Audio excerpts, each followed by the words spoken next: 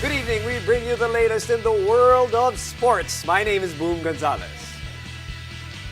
We give you the conversations you want to hear from your favorite icons and athletes. My name is Diego Dario. And in tonight's game plan, we'll break down another historic day for the Philippines in the Olympics as Carlo Paalam advances to the gold medal match in boxing and Eumir Marcial takes home the bronze. We'll also get the latest from our golfers Bianca, Pagdanganan, and Yuka, Saso.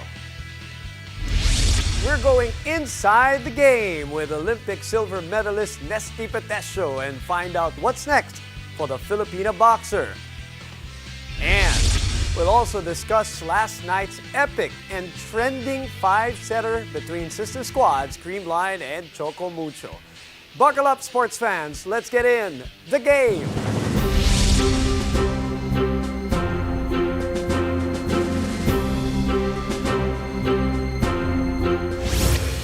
Hello everybody, our Filipino boxers continue to punch for glory in the 2020 Olympics. Flyweight Carlo Paalam is just one win away from capturing another gold medal for the country after defeating hometown Petro Tanaka in a unanimous decision. Here's what Paalam had to say after advancing to the finals. So, lahat ng mga kalaban ko may malakas pero iba yung ano niya kasi hometown eh. Gusto niya talagang ilaglag ako na knockout niya. Pero sobrang kasi sa Panginoon talaga, hindi ko yung magalaw yung laro ko pag wala akong tiwala sa Panginoon at sa akin, sa mga coaches ko. Yun, binalabas ko na yung laro ko talaga. Yung nakaw-nakaw. Kasi malakas eh. Pag maglalaban ako ng bultuhan sa kanya, lugi ako. Kasi yung sa akin ng bilis, saka yung mautak, tiwala sa sarili. Yun sa akin, sir. Tiwala talaga. Paalam will face Great Britain's Galalia Fai on Saturday, August 7, 1 p.m. Meanwhile, middleweight Eumir Marcial gallantly bags the bronze medal for the Philippines. It was a split decision from the judges in favor of 2017 world champion Alexander Kizniak. Marcial shares this is not the end of his conquest for a gold in the Olympics. Talagang pinangarap ko to eh, na simula pagkabata pa lang gusto ko na talaga makatungtong dito sa Olympics at makuha yung gold pero bigo ako, hindi ko nakuha yung gold.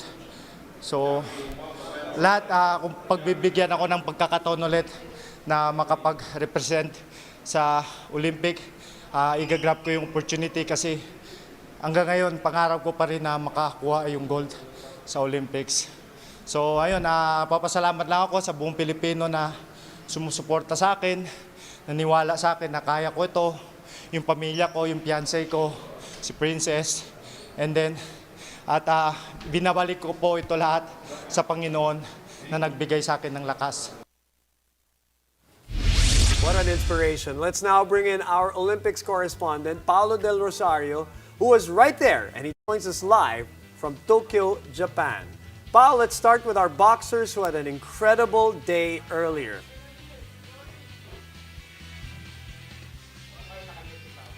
Pao, I think you're on mute. Let's try that. Okay. Wait a minute. Let's try that again. Paolo, this is live from Tokyo. So let's see if we can get Pao and get his thoughts for the matches today. Can we try that again, Pao? Okay. Okay, we'll get back. We'll get back to Paolo Del Rosario in a bit. We'll work it out in a bit. But first, I know we have another guest of ours, our regular here, our good friend, Attorney Ed Tolentino is with us to talk about today's matches. Attorney, are you with us? Hi, Attorney.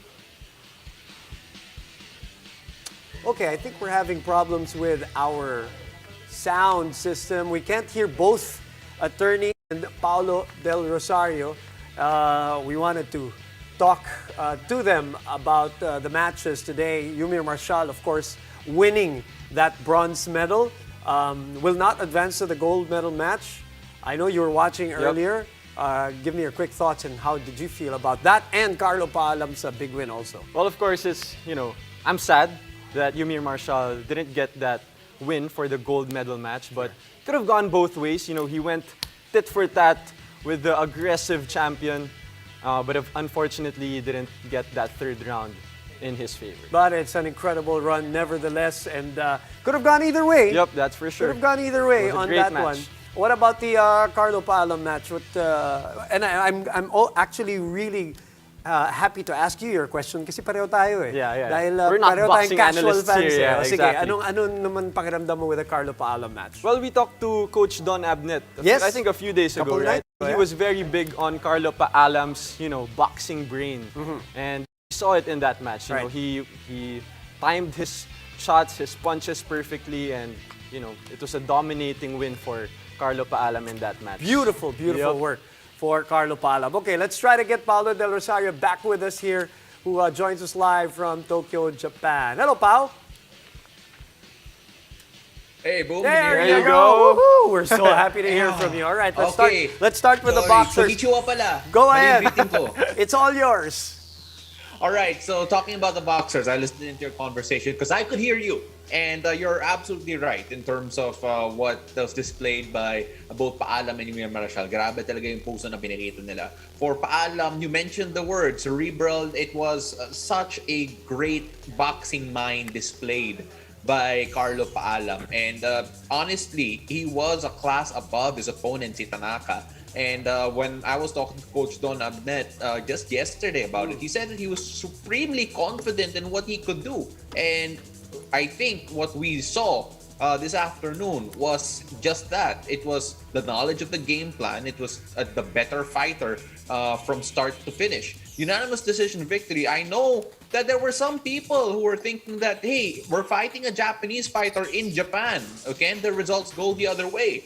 But honestly, it was such a dominating performance from Paalam. It felt like there was no way that he could lose this one. The only other way that he could have sealed it himself is if he knocked him out. But that's not his game. He outpointed him, he outclassed him, and what a performance there for Carlo Paalam. And moving on to Eumir Marcial, because I know I am lacking time here because of that delay a while ago. Pero si Eumir Marcial, grabe yung pinakita niya against an opponent that just kept on going forward. It felt like many of his hits against his opponent would knock anyone else out, but that was not the case. Yung kalaban niya, that Ukrainian foe, is known for his iron chin and known for being able to take in punishment and keep moving forward.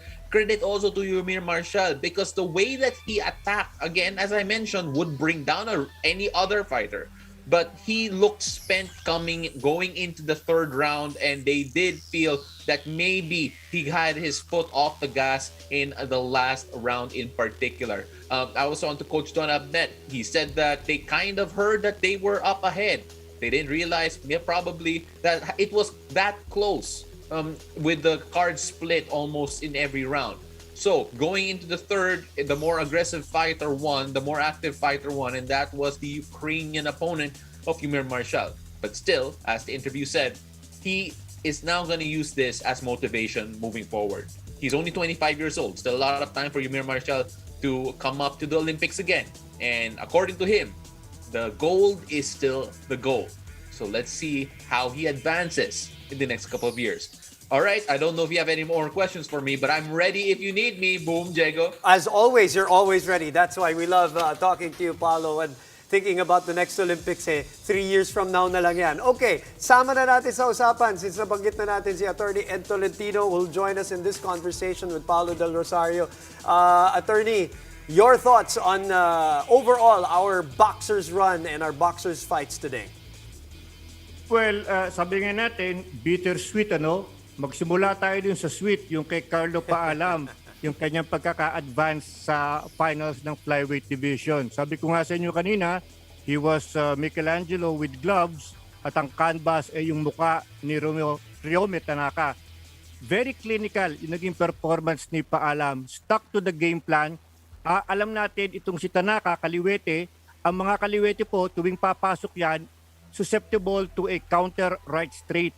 At yan ang ginawa ni Carlo Paalam. Tinimingan niya yung pagpasok ni Tanaka. Alam niya na ang style ni Tanaka, dalawang jab, bababa yung kaliwang balikat bago ibitaw yung kaliwa, Yun, nandun na, yun. Nakita nyo, yung kanan ni Carlo Paalam. That's how he broke down the style of Ryome Tanaka. Hindi siya nag-deviate sa kanyang game plan even though Tanaka was already resorting to, wrestling, foul tactics kasi gusto niya ma-disrupt ang rhythm ni Paalam. Pero wala yun sa mindset ni Paalam. So clinical precision ang performance ni Paalam. Ngayon, mapunta naman tayo doon sa inaasahan nating Eumir na hindi nangyari. Pero walang ikakaya itong si Eumir Marcial. He gave it his all. Pero yung kalaban niya talaga, kita niyo naman, bully boxing ang style Pasok, tapos talagang sunod-sunod ang suntok, I thought Marcial could have used a lot more movement, konti pang movement. Kasi parang wild matador yung lalapit, wild bull yung lalapit sa'yo So you want the grace of a matador to sidestep that wild rushes. Pero alam nyo, going into this fight, Marcial had stopped his last two opponents in the first round. So meron siyang kumpiyansa sa punching power niya. Ang feeling ni Marcial, malakas ako ngayon. Knockout ko yung dalawa So baka naman pwede kong sabayan to.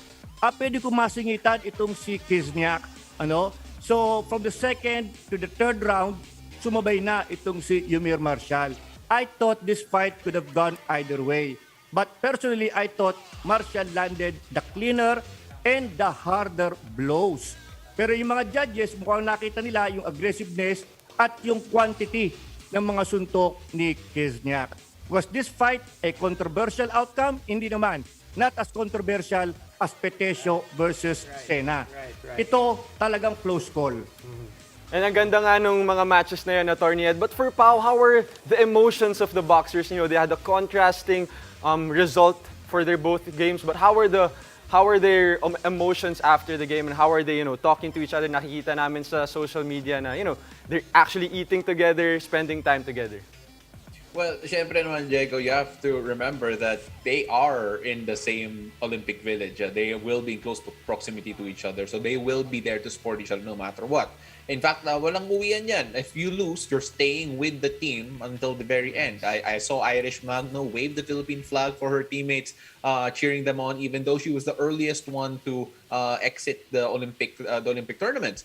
And in terms of yung feeling, obviously everyone feels terrible that Eumir Marcial did not advance, and they felt that he had the chance. Si Carlo Paalam naman, syempre, and the elation is there. He is now a gold medal bout fighter. And in Philippine history, if I'm not mistaken, Attorney Ed could correct me, we now have 4, and he's just the 4th. So, considering yung history that was made and the history that could have been, there's a bit, it's bittersweet, and yung word na ginamit ni Attorney Ed, and I think that's very true.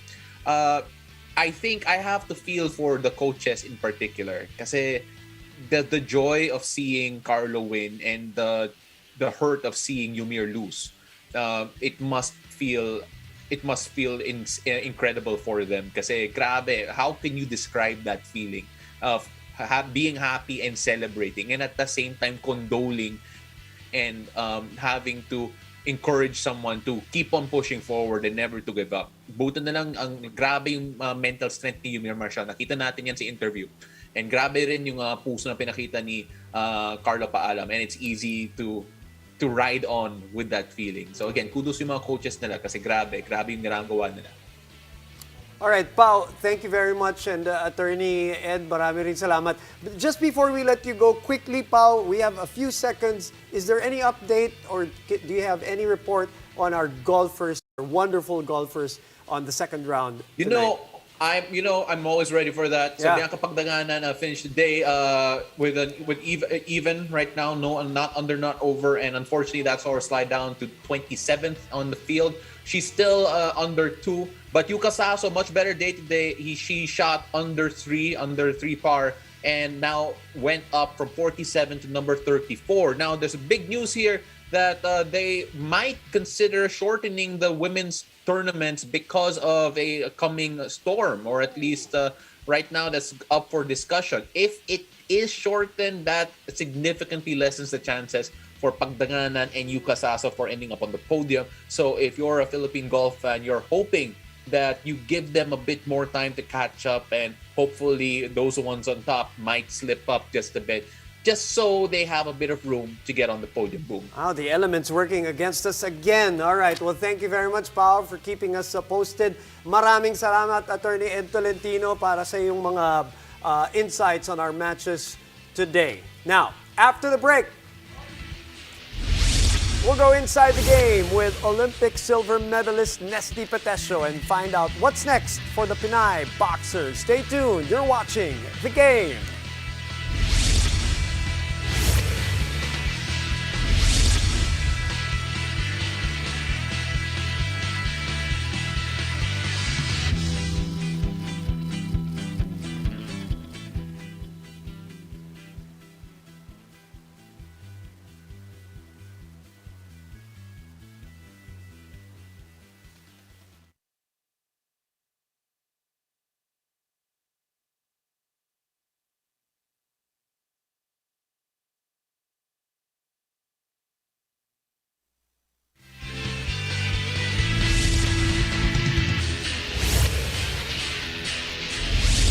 It is not every day that our country can cheer for a boxer competing at the top of the world.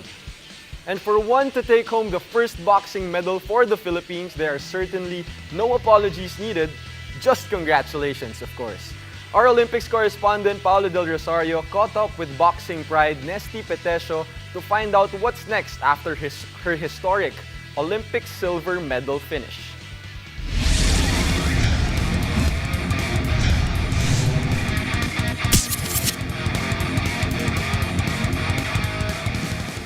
We're now here with the 2020 Tokyo Olympic silver medalist. Kilala niyo siya. Nesthy Petecio. Nesthy, unang-una, congratulations, silver medal. And grabing kwento mo considering that in 2018, there was a time na sabi mo parang ayaw mo na mag-boxing. You wanted to go back to school. You did. Pero syempre, si Coach Boy was a big factor in you coming back. Can you talk about yung moment na yun muna? Ayun po, totoo po yun. Gusto ko pong mag-quit talaga. Gusto ko mag-focus sa school. Yun nga, ayaw kong makakita ng kahit anong gamit na sa boxing po talaga. Pero po, sobrang thankful po ako unang-una kay Lord. Kasi gumamit po siya ng mga tao na para kausapin ako, i-convince ako na para sa akin yung boxing, bumalik ako sa boxing. Bilib ako sa mga coaches ko kasi that time hinayaan nila ako Hindi nila ako pinressure po talaga, hindi nila ako pinilit. Kumbaga hinayaan nila, naramdamin ko yung moment na yun, yung sakit na yun, na sige ramdamin mo muna yan. Kapag okay ka na, kapag maisipan mong bumalik ulit, ready kami. Handa kami dito, tatanggapin ka namin ng buo. Nag-sorry ka sa lahat ng mga sumuporta sa'yo. And syempre, nakita mo sa social media na hindi lang yan silver. And I'm sure sinabi mo rin yan kay Coach Boy. Anong sinabi niya sa'yo nung nag-sorry ka? Sabi niya sa akin na wala ka naman dapat ihingi ng sorry or kahit sa kanino. Kasi ginawa mo yung best Kita namin, sa'yo yun. Sabi niya po sa akin. So, sabi niya, sa'yo yun. So, babawi tayo sa next Olympics. Basta huwag ka lang bumitaw. When you fight, kasi syempre, the punishment you put yourself through as a boxer, ibang-iba Imagine mo, napapasuntok ka to be able to get further in life, para sa bansa, para sa pamilya, para sa pangarap mo. Why do you fight? Ayun po, lagi po sinasabi na yun, yung kung bakit nagpapakahirap ako sa pamilya ko talaga. Madami akong madami akong prison po ngayon, madami akong gustong alayan po ng medalyang to, yung larong to. Maliban ko sa coaches ko po talaga. Especially po yung Coach Nolito. Yung coaches ko po talaga, sila din yung second family ko Si Coach Nolito, si Coach Reynaldo Galido, sila po yung pangalawang tatay ko, pangalawang nanay ko. So, nakita ko yung paghihirap nila, yung gusto nilang makamit din namin yung pangarap namin na hindi lang para sa kanila. Gusto din nila kaming maahon sa hirap, matulungan. So kaya lumalaban po talaga ako. Maliban po para sa Pilipinas po, para sa taong bayan po, pero sa kanila din po talaga, sa coaches ko po. Kasi yung kapag nananalo po kami pong napapansin, hindi po sila na-recognize po talaga. hindi sila napapasalamat. Although napapansin sila, pero hindi yung same sa nangyayari po sa amin na kami yung nasa headlines po. Baga nasa likuran namin sila, nabibehind sila sa kasikatan po namin. Tapos kapag talunan po kami, natatalo po kami, sa kanila po yung bagsak. So kumbaga, masakit din po para sa amin yun. Na once na nasasaktan din po yung coaches namin. Sa ako po ganun po yung nararamdaman ko. So kaya patuloy po ako lumalaban sa pamilya ko, sa bayan. Sa best friend ko, especially kay Alexel po na namatay po, like sinabi ko po sa inyo yun. Sa coaches ko din po talaga. First time ko pong sabihin sa sarili ko na gusto ko namang ialay yung laban na to para sa coaches ko. Yung pamilya mo na, I'm sure nag-message na sila, I'm sure marami ka ng bagong tito-tita na hindi mo nakakilala dati. But, ano yung mensahe nila sa'yo? Right after the win, anong sabi mo sa kanila? Ayun po, alam kong masasaktan po yung mama ko sa nakita niyo po kahapon. Chill lang yung papa ko, chill lang po yung kapatid ko si Norlan. Mas emotional po yung bunso namin kapatid na si Nesthy, si mama, tsaka si Nice, yung kapatid ko. So, syempre, mga babaeng babae, kaya ganun yung epekto po sa kanila. Kahit yung ate ko na nandito po, si Ate Hansel po, si Kuya JP po sa Cebu, chill lang sila eh. So, mga barakong puso eh. So, umiyak nga po si mama. Ayaw ko pong makikitang umiyak si mama ko po. Kasi, pag once umiyak siya, nadadamay na din po ako. Baga sobrang mama's girl po ako. So, nadadamay po ako kapag nakikita ko siya nasasaktan. So, kaya sabi ko sa kanya na alam ko, sabi niya kasi sa akin na panalo ka na, alam namin panalo ka. Sabi ko sa kanya, alam ko yun. Tapos, kailangan ko na din umalis ng time din kasi nasa doping area ako, so bawal po. So sabi ko, tatawag ako ulit. Grabe yung congratulation nila. Yung papa ko, nakausap ko din saglit ng time na yun. Nag-congrats po sa akin, sobrang proud po. Alam ko lang kung proud sila sa akin. Matalo man ako manalo, may medal man o wala, alam kong proud po sila sa akin. How will you help yung family mo? Ano yung unang mong gagawin para at least ma-share mo yung blessings mo? Po, unang-una, ipapatapos ko yung bahay.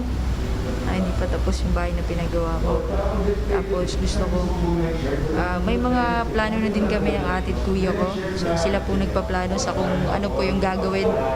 Especially sa pera, kailangan po talagang pagplanuhan po yun. Hindi po gastos ng gastos lang po. So, nag-ano din po ako ng advice sa mga coaches ko, kila Sir Ed po, tulong po kung ano pong gagawin doon. Kasi mahirap na po, especially po sa pandemic na sitwasyon po. Gagastos ka lang po ng gagastos. Naging inspirasyon ka para sa mga Pilipino? Yung mga siguro hinayang na mag-try ng sports na quote-unquote panlalaki, and I'm sure nakita mo yun yung mga messages of like kaya naman ng babaeng Pinay. Nung nakita mo yun, how did you feel na naging siguro symbol ka na Filipinas can do anything? Yun po, sobrang saya po kasi hindi lang ako.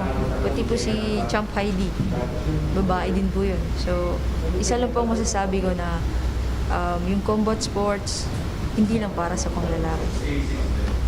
Yun po, para din sa pambabae. 2024 Paris, yung goal mo, yung gold doon, yung sinabi mo na yan. And obviously there's SEA Games, there's Asian Games, and I'm sure may World Championships yet in between. In terms of yung motivation na nakuha mo from settling for yung silver, can you talk to us a bit about yung drive mo ngayon to get there? Yun po, so far po talaga, medyo inaano ko muna yun, nire-relax ko muna yung utak ko sa next game. Gusto ko munang ramdamin po yung moment ngayon. Ngayon po. Tapos pag sinabi naman po ng mga coaches ko na back to work na po kami, alam po nila yun. Pag sinabi ko magpo-focus ako, alam po nila yun. So, ngayon po talaga, gusto ko munang ramdamin to. Ramdamin muna namin ng pamilya ko.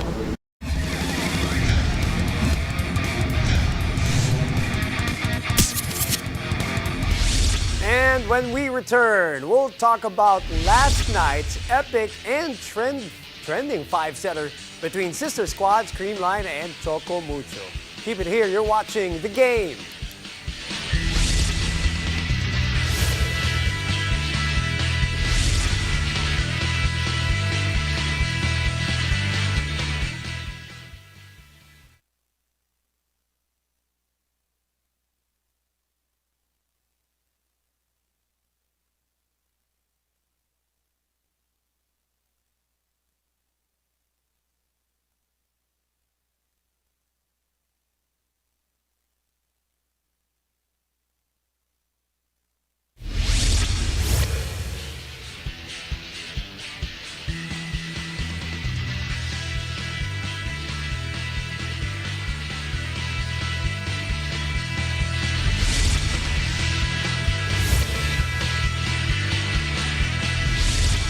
Fans asked for 5 sets and the players definitely delivered.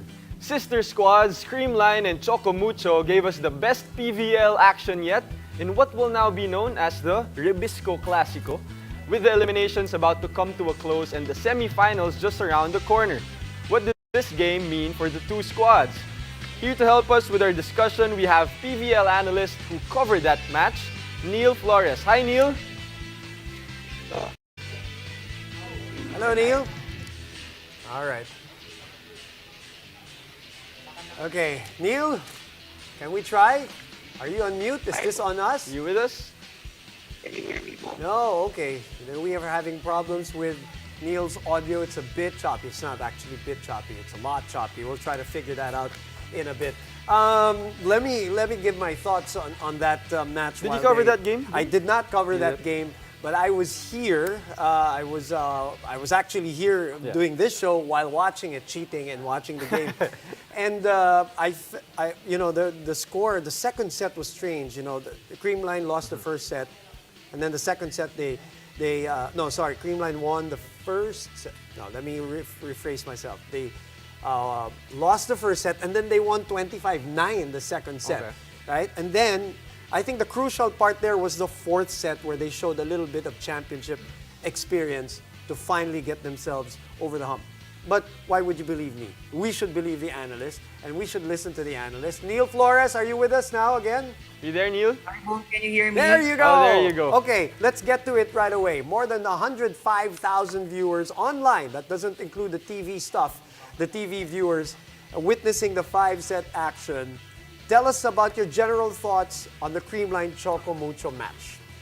Well, you know, the fans got what they asked for. As you said, that 5-set thriller, I feel, encapsulates the essence of the PVL. You know, yung best of the best slugging it out. But talking about the game yesterday, in terms of team dynamics, I would say that they were evenly matched. But it boiled down to the individual performances of the players. And Creamline showed why they are the defending champions, taking that game in 5 sets. But for Choco Mucho, that's just their first loss. And again, it's okay to lose your first match in the eliminations kesa sa semifinals ka pa matalo. Well, Neil, you know, let's go to the Creamline side of things in this game. How would you assess the game of Creamline? You know, familiar faces. On the other side, you know, a lot of Ateneans in those both teams. How would you assess the Creamline game? How did they come back in that game to win that? They were down 1-2 and then took two sets. The thing about Creamline is that they have attackers that can practically score at will. And I think Boom will agree with me na it's not just one player, it's all of them. And that's scary. If you're the opponent, yun talaga yung mahirap dahil heavy-hitting team ang Creamline. But I want to highlight maybe 3 players because we have limited amount of time. The first one would be Eliza Valdez. And in the past games, we saw that she was the main target of all the teams when it comes to first ball passing. Pero regardless of the inconsistencies in her game, she still managed to pull through with MVP numbers. Imagine a triple-double performance for Eliza Valdez with 22 points, 23 excellent digs, and 12 excellent receptions. Kaya naman hindi tayo nagulat. She was the back-to-back POG in those games. And then you have Tots Carlos firing away with 16 points. Lagi siyang off the bench. But every time she gets inserted to the game, nag-iiba yung takbo ng opensa ng Creamline. And last but not the least, you have Panaga. 13 points with 6 blocks. I wasn't sure if she was going to be 100% coming into this game dahil galing nga siya sa sprain. But she showed us that she's still ready to fight for the Creamline Pool Smashers in this open conference. All right. First of all, I will never go against you, Neil, and whatever you say. So I'll always agree with you. That's for sure. And it's unfortunate that we don't have much time with you, but we'll definitely have you back, Neil, to talk about now the impending semifinals and how complicated it's going to be, especially now that Santa Lucia and Petro are playing. Thank you very much, Neil, for joining us tonight. Thank you, Neil. And thank you guys for joining us. My name is Diego Dario. And I'm Boom Gonzalez, and this has been The Game. Good night, everyone.